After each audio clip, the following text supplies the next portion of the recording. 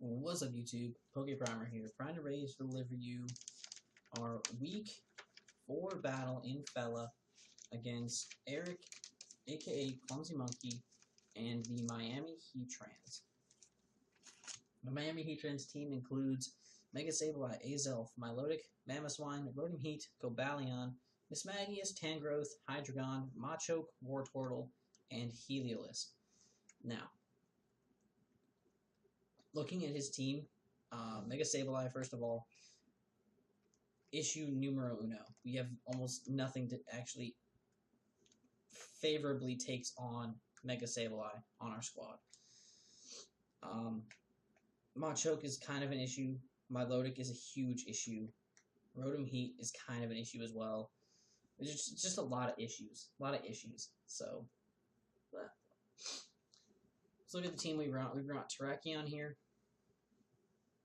I'm pretty positive I ran a Scarf Terrakion here. Pretty sure. Not sure. I don't know. We brought Golurk here. I believe Assault Vested might be. I don't know. We got Tuffles, the Wigglytuff. We got Drapion, Jolteon, and Volcanion. I don't remember the sets, to be honest. I'm sorry about that. But, what can you do? So I'm going to set the speed to normal, play with the music off, and switch sides so that we are on my side. He leads off with his Sableye, as I lead with my Jolteon. I go right off the bat for a Shadow Ball, predicting the switch. Now, at this point, I had HP fighting. I remember I had HP fighting. I knew I outspeed this thing naturally. Was it a good idea to go for a risk this early in the match, especially with a Mon that did so much work to his team, to things like Milotic and whatnot? No, it was a bad idea to take this risk early, but I did, and I paid for it. He ends up being Scarfed and goes for Earthquake and takes out my Jolteon. I was pretty salty, but that's whatever. So I bring in Terrakion. I'm Scarfed. I know I outspeed him. I just go for the close combat, and he goes into his Sableye, which kind of sucks. I go out into Tuffles here. So he goes for the Will-O-Wisp. Burns me. It kind of sucks. I had the Dazzling Gleam on point, ready to go. As he goes out into Sakura, the Milotic. Milotic just swallows that like it's nothing. Kind of stinks. He just goes for a Scald here. Get some damage off. I get my rocks up here. Looking at his team, it doesn't look like he has anything to get his rocks off the field. So it's really good for me. So my rocks are there to stay. I then go out into Volcanion. Because I have the Water Absorb. He can't do much to me. He goes for a Toxic. As I go for an HP Grass. It does almost nothing. I'm just trying to find ways of taking on this Milotic at this point. I had nothing. I really had nothing. Honestly. Like this team just, after Jolteon went down, I had nothing that really handled Milotic. Nothing handles it. So I got a crit HP Grass there.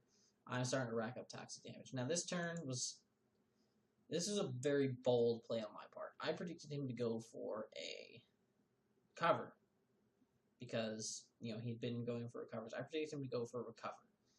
He decides to just go for a Scald. I swap in my Optimus Prime. He goes for the Scald and burns me.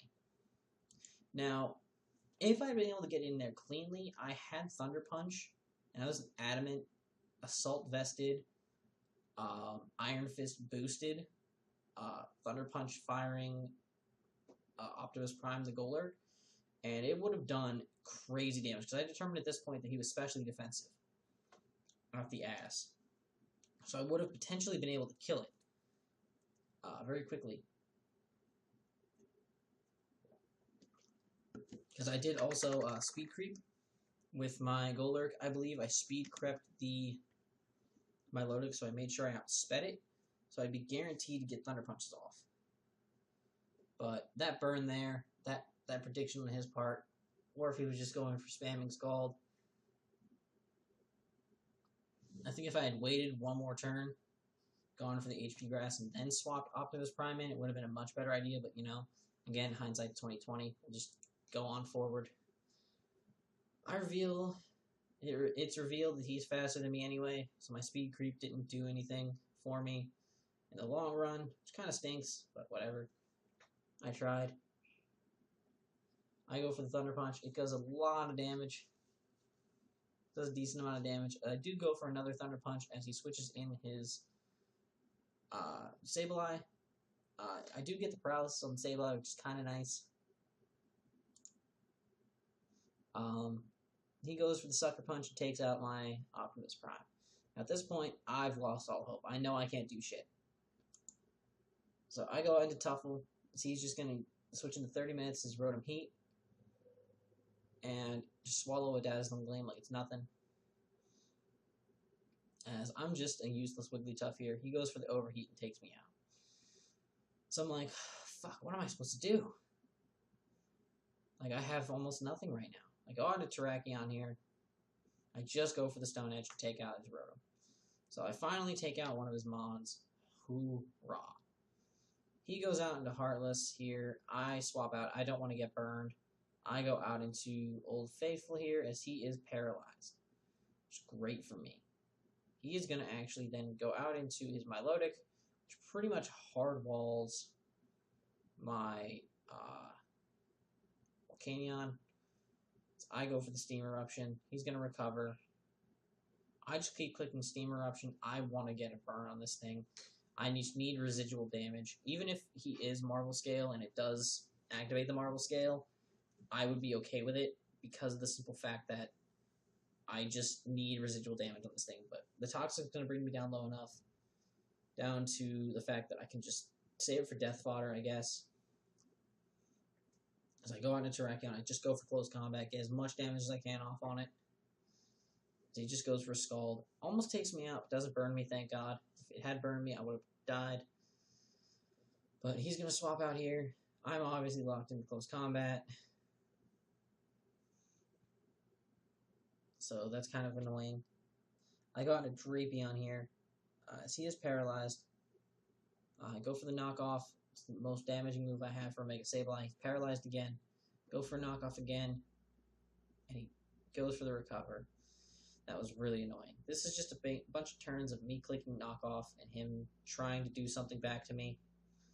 I literally just keep clicking knockoff. And he gets another recover off. I'm like, God damn it. I just want to kill you. I click knockoff. Full paralysis. Click knockoff. Full paralysis. We click knockoff. Recover. This goes on for several turns. He tries to Willow me. Misses. Knock off again. Then he hits me with the Will-O-Wisp, which makes my job so much harder. So I knock off again. He recovers.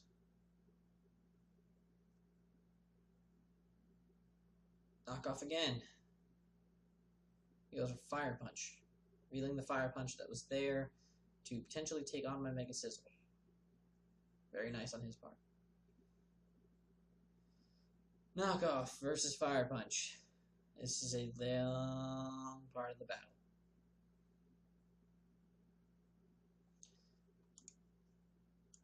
Literally, I'm just going to skip ahead. I just keep clicking knockoff. I have nothing else I can do to this thing. He's paralyzed there. I click knockoff. And then I die to my own. And I go down to like 4% with my burn. He goes for Sucker Punch, takes me out. I go out into Volcanion. I have one turn. He goes for the Sucker Punch, gets paralyzed. I go for the Steam Eruption and take him down to 36%. Which is really, really good.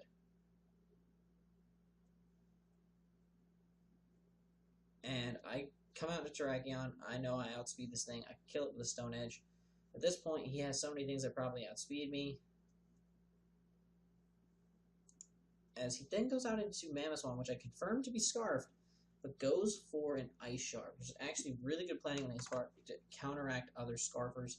Really, really smart planning. Takes me out there. That's going to be the end of the battle. We lose 4-0, so we're back to a -1 differential, 1 and 3. Kind of sucks. But, yeah, regardless of all of that, what can you do? Do the best we can. Next week, we get our 2 new free agents, which you will be hearing about soon. Which you've already heard about. We get our 2 new free agents next week, so hopefully, one, if not all of them, can potentially come next week and help us out in our battle against Jazzy and the Virginia Beach Vaporeons. But till then, guys, I'm PokePrimer, signing off.